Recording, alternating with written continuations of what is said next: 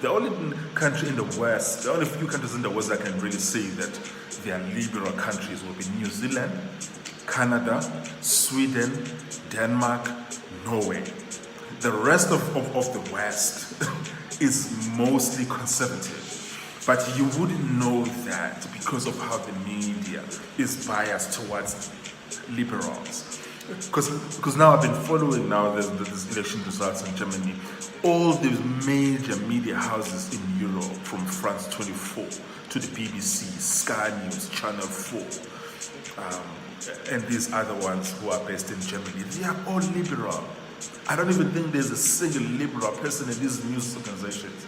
And so what you tend to see then is that the people in these European nations, the news that they see are all liberal leaning, and all the interpretation of public events, current affairs, major important developments are all leaning towards the liberal bias.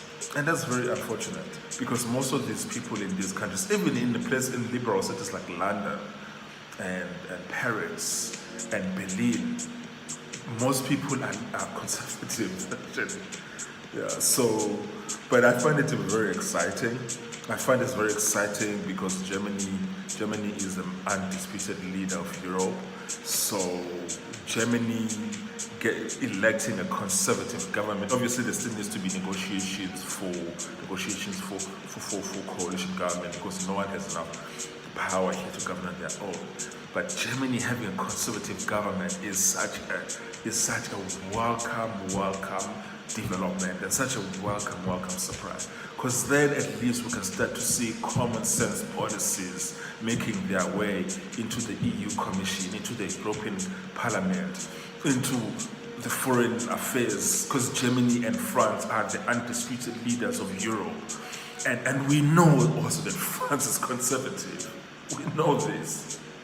It's just that conservatives have not had media telling their story accurately.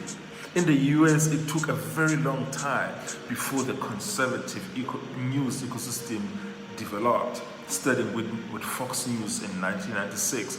After decades of being frustrated with conservatives are being misrepresented in public.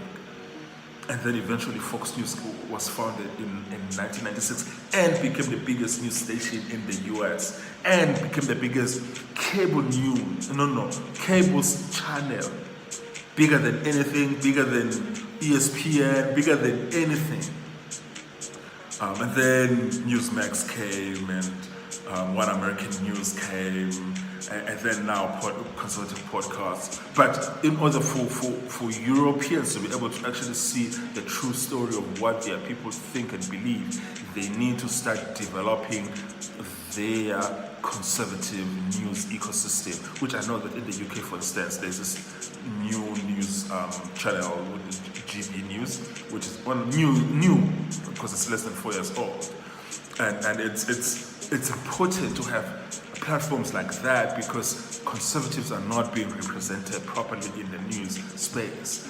They're always smeared, slandered, besmirched, mistreated, mischaracterized. So it's very, very important that for the public to be able to see both sides of the story. Because if the public sees both sides of the story, the public is more likely to vote for common sense conservative policies. Yeah, so really this is a very important development because of how Germany affects everyone. It affects African relations, affects European-American relations. It affects a lot of issues because of the role that Germany plays in the world affairs and in the conflicts that we're trying to solve in the economy. They're the largest economy in Europe. They are the third or fourth largest economy in the world. They are very influential and very powerful. So it's very important to have some common sense conservative views from that very powerful and proud country with a rich history. With that being said, ladies and gentlemen, I would like to hear your views. What are your thoughts? Right now, it's just after 10 p.m. Berlin time. And I would like to hear what your views, thoughts, processes, comments, disagreements are on this. But I am excited, I'm absolutely giddy about this development that Europe is turning to conservative, common sense policies. I will see you on the next one.